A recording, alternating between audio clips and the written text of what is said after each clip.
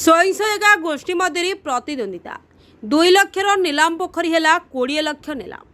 कटक जिला महांगा ब्लॉक अंतर्गत ललितगिरी पंचायत रे एक पोखरी नीलाम घटना चर्चार विषय पलटि। 2 स्वयं सहायिका गोष्ठी मध्य प्रतिद्वंदिता 2 लक्षर नीलाम पोखरी है 20 लक्ष नीलाम। आपण माने विभिन्न चलचित्र रे देखिथिबे 2 गोष्ठी मध्य छोट छोट जिनिस को नीलाम रे किभली अधिक मूल्य पर्यंत होई थाए। एभली घटना ललितगिरी पंचायत कार्यालय रे देखिबा को मिली।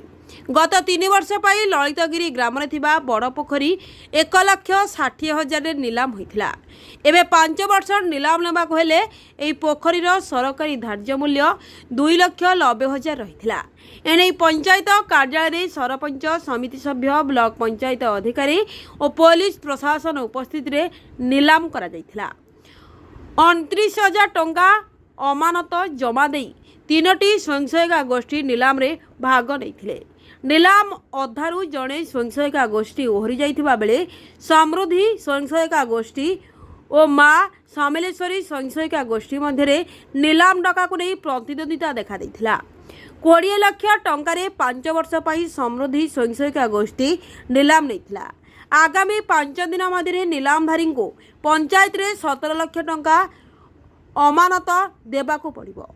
जदि नीलामधारी यही अर्थ पैठ न करती ताहले आउ थरे नीलामी एक्शन हेबा सहित संपृक्त एसएसजी ग्रुप हेबो एवं आउ नीलामी एक्शन रे भाग नहीं पारिबे नहीं और डिपोजिट करिथिबा 29,000 टंका आउ फेरस्त पाइबे नहीं बोली नीलाम अधिकारी कहिसेंती। एक पोखरीर एते अधिक मूल्यर नीलाम आगरू केबे होई नथिबा बेले एहाकु नै चर्चा देखा दैछि। महांगारू डॉली बेहरा को रिपोर्ट एकेन न्यूज। दुर्गोचन समिति सभ्य ललितगिरी पंचायत ललितगिरी पंचायत जो ऑक्शन होता बड़ पोखरी कौन किए भाग नहीं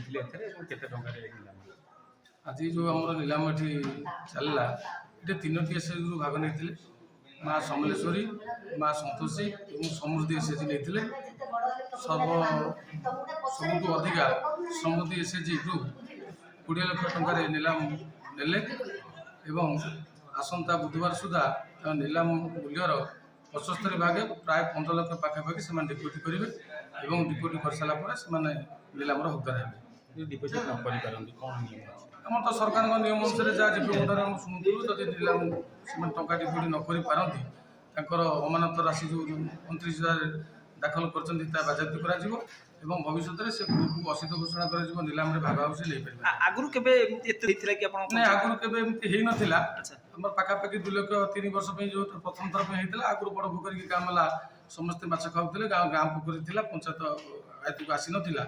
विगत सरपंच समय या पंचायत पैसा किसी खर्च कराए तार खनन कराइला जड़े एसएचजी ग्रुप नहीं प्राय 2 लाख पाखापाखि टंका भितर 1,70,000 3 वर्ष नहीं कि प्रथम थर पर 20 लाख टंकार गोटा नुआ इतिहास ललितगिरी पंचायत सृष्टि है।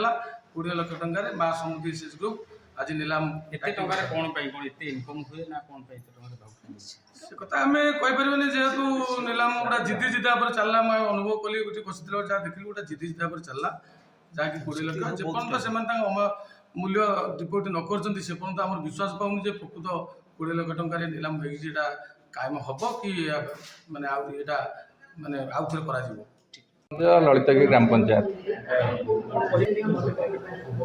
आज आम पंचायत रे 5 गोटी पोखरी नीलाम नोटिस दि जाइथिला।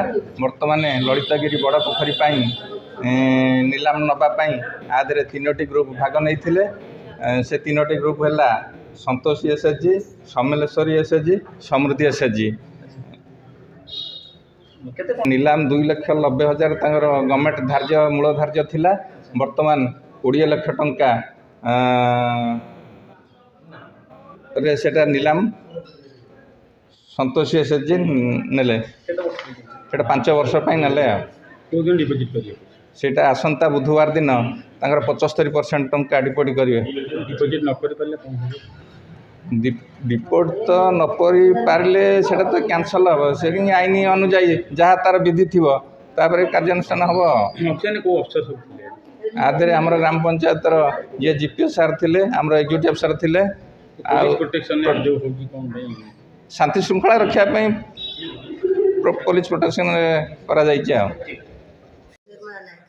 କେଉଁ ଗ୍ରୁପ୍ରେ ଆଜି ଯେଉଁ ଏସ୍ଏଚ୍ଜି ଗ୍ରୁପ୍ ଆପଣ ଯେଉଁ ଭାଗ ନେଇଥିଲେ ବଡ଼ ପୋଖରୀ ଲଳିତଗିରି ଅକ୍ସନରେ ମାନେ କେତେ ଟଙ୍କାରେ ଆପଣ ନିଲାମ ଦେଲେ? 20 ଲକ୍ଷ। କେତେ ବେସ୍ ପ୍ରାଇସ୍ ଥିଲା ପ୍ରଥମରୁ କ'ଣ 3 ଲକ୍ଷ 2 ଲକ୍ଷ ଲଗର ସରକାର ଠକ ଥିଲା ତେଣୁ ଡାକି ସେ ଗ୍ରୁପ୍ ନେଲେ। ବଡ଼ ପୋଖରୀକି ଗ୍ରାମବାସୀମାନେ ସମସ୍ତେ ଖାଉଥିଲେ, ବିଭିନ୍ନ ମାନେ ଗାଁର ଲୋକ ଆସି ମାଛ ଖାଉଥିଲେ, କିନ୍ତୁ ଆଜି ସେ ପୋଖରୀ ନିଲାମ ଡକା ହେଉଛି। ଲଳିତଗିରି ଗାଁର କିଛି ମାନେ ଲୋକଙ୍କ ପାଇଁ ନିଲାମଟା ଡକା ହେଲା।